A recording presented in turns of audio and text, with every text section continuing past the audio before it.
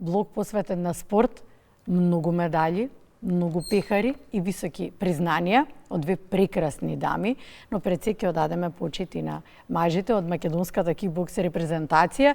Воедно македонската кикбокс репрезентација постигна извонреден успех, освои вкупно 17 медали, 5 златни, 2 сребрени, 10 бронзени на Европскиот куп 2025, кој што се одржа во Пловдив во Бугарија. А вниманието е кај жените. Се разбира, сосема заслужено од мојата десна страна, Леа Бошевска. Добро утро. Добро утро. А до неа Сара Стојановска. Добро утро. Добро утро. И двете репрезентативки, млади. Да. Да, со голем број на признанија. Ајде да почнеме со ред. Може да започнеме со оно што некако е ново, што е сега најново, Пловдив го спомнав, Бугарија. Со што се вративте вие? Во предстојниот период бевме во Пловдив, Бугарија, каде што нашиот клуб, Кикбокс клуб Самурај, освои 3 медали.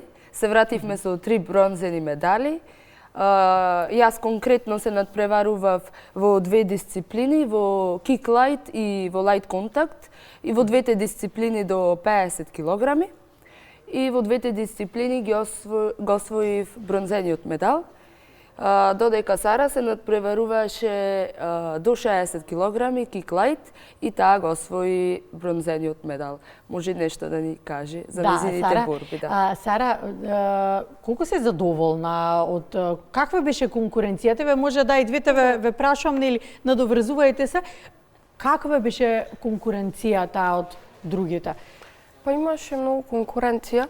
За мене прв пат настапвам на вакво европски куп. Имаше многу конкуренција. Па до негде сум задоволна. Знам, можеше може повеќе, ама задоволна сум, ова е големо постигнување за мене. Секогаш може повеќе, но добро е да се отвори портата, нели? Да се отвори патот и понатаму да има каде да се чекори кога точно се знае, нели, што се сака. Кикбоксот е еден од најтрофејните спортови во Македонија. Ќе започнеме со Леа. Задоволни сте од вашите достигнувања до сега? Видете, кикбоксот во последните години доста многу напредува. И кога зборувам конкретно за мене, можам да кажам дека стварно сум задоволна, бидејќи во последен период се повеќе жени се вклучуваат во овој спорт, што беше и за мене доста изненадно. Ги рушиме стереотипите, нема веќе стереотипи. И интересно е тоа што знаеме да се пошегуваме и мажите кога се тука кикбоксерите, но и зборувавме и со репрезентацијата, дел од македонската кикбокс репрезентација кога беа тука, дека најубавите и најзгодните девојчиња се во кикбоксот. Ета така, сите заклучија. Така што го оправдуваме и тоа. И тој заклучок, Сара, зошто, како жена започна да вежбаш кикбокс? Прво да вежбаш, потоа, нели, постепено да влезеш во делот и да професионално да тренираш и да се занимаваш, да биде прво беше така како хоби. Неколку пати во неделата ќе појдев со татко ми. Имав многу желба, изразив желба ја за спортот. И татко ми од секогаш е во спортот, во боречки вештини, бодибилдинг. Некако од мала него го гледав, ама уште немав толку некако желба. Женско, не знам дали е спортот за мене. И пред 2 години почнав дури да тренирам. Многу сум задоволна, до сега имам многу постигнато за толку време. И тој ми беше најпоќе мотивација, тој многу ми помогна.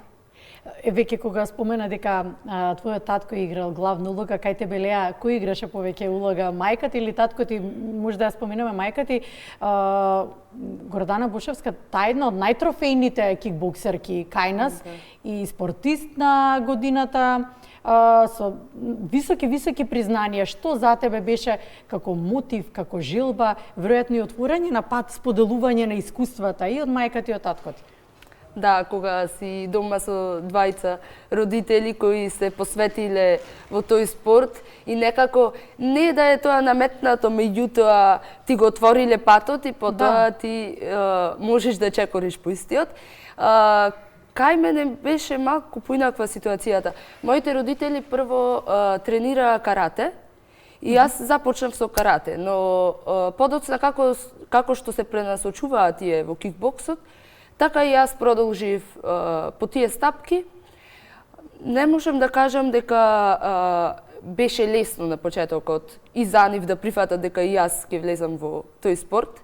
Мајка ми често ме упатуваше на многу други спортови, но кога заклучи дека стварно го сакам спортот, реши да ми ги отвори вратите. Веројатно си бил пресуден. Веројатно тука, она што било пренесено како... Добро, како изгледа еден ваш ден? Ајде да започнеме со Сара, како кадет. Како изгледа твојот еден ден во поглед на тренинзи, на организација? Има ли многу откажувања, од излегувања со пријатели? Па да, за да бидам успешна мораше многу работи да откажам. Помалку посветеност на училиште, многу труд требаше. Например, кога ќе се спремаме за надпревари, по 2 пати во денот тренинзи, по 2 часа еден тренинг, па нема време дома, напнато. Кога да се јаде, кога да јадам, кога на училиште да понаучам на тренинг, па сакам да излезам. Ама за сега, ако има желба, ќе си најдеме време. Добро, веројатно и тоа се денови кога се подготвувате за големи надпреварувања, кога бара малце поголема организација, но сето останато е веќе дел од вашиот начин на живот, верувам. Да, нормално стана веќе. Да. Добро, Леа спомена во кои 2 дисциплини во Пловдив во Бугарија се надпреваруваше, па која техника или удар сметаш за тебе дека е најсилен? И зошто? Дека е твојот, како викаат, фах. Тоа е моја.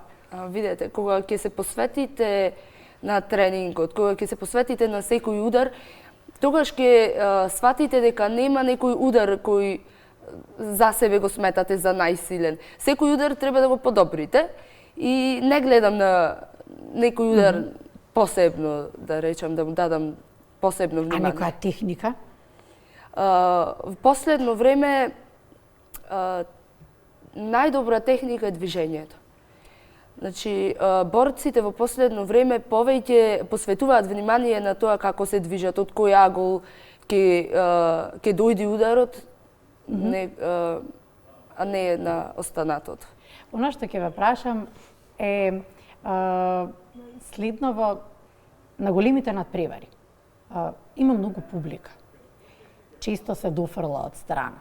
Се вика, се зборува, се навива. Тука се вашите тренери, тука ви се родителите дополнително како поддршка.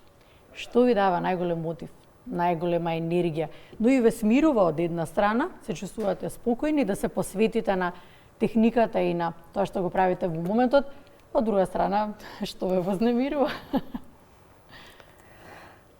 Па како најголем мотив, татко ми, таму како што е тренер и како родител во аголот, и тој некако ме поттикнува, ми дава поддршка, ми дава до знание дека сум спремна, дека целува спремање и нормално е дека имам трема, секој има трема, ама се совладува кога ќе почне борбата, кога ќе влеземе во борбата и викањата од страна и публиката, се заминува некако, се е тишина и само си фокусиран на борбата. Истото? Да, кога ќе влезете внатре во борбата, тогаш сваќате дека сте вие сам внатре. Иако во текот на процесот сте имале голема поддршка, сите околу вас биле, но кога ќе влезете внатре, вие сте сам против себе. Добро, би сакала да го заокружиме разговорот со тоа што најважна е работата. Да, најважна е посветеноста.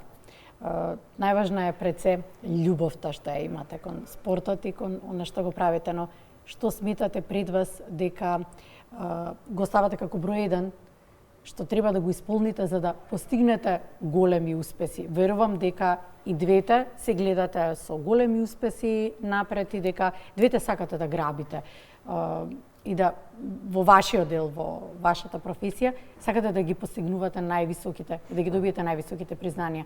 Но како сметате дека ќе успеете до тоа? Видете, јас сметам дека времето е лек за се. Си оставам простор, си оставам време и сметам дека се уште ми е рано, бидејќи во кикбоксот најголемите успеси доаѓаат после 30-тата година, кога веќе ќе бидеме една созреана личност Се гледам самата себе си на светскиот подиум. Очекувам да Илија, ние очекуваме да те видиме таму. Да, те очекуваме ние и потоа, ако може, тука прва да дојде информација. Да, секако. Тука да се расшири секаде. Сара? Па јас истото го мислам како Леја, има мислам време многу. Тоа прва има многу надпревари што не чекат. Се разбира, времето е пред вас. Годините се тука створени за да го изреализирате се оно што е ваша замисла пред се и да имате и енергијата, волјата е тука, љубовта е тука. Имајте само отворен пат. Ветрот во грб го имате од дома. Оно што најмногу ви треба се разбира и тренерите се тука за вас, а за успесите сме ние. Тука да, ако може да ги промовираме прво. Така, благодарам. Договорени сме.